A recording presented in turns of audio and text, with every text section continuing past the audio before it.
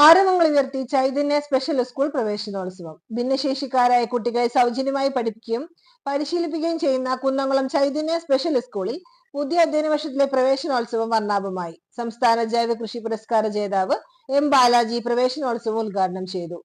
ബാലസഹായ സമിതി president Ajith M Cheeran അധ്യക്ഷനായി. ചടങ്ങിൽ SLC പരീക്ഷയിൽ ഉന്നത വിജയം നേടിയ ചൈതന്യയിലെ വിദ്യാർത്ഥികളായ ജിസ്മി ജോൺസൺ, ശ്രേയ CN എന്നിവർക്ക് ആദരവും ചൈതന്യയുടെ പ്രത്യേക ഉപഹാരവും എം ബാലാജി സമ്മാനിച്ചു. Ward councillor AS Sanal, Mukkala mission director father Ruben Abraham, C Girish Kumar, school principal NJ Lisy എന്നിവർ സംസാരിച്ചു.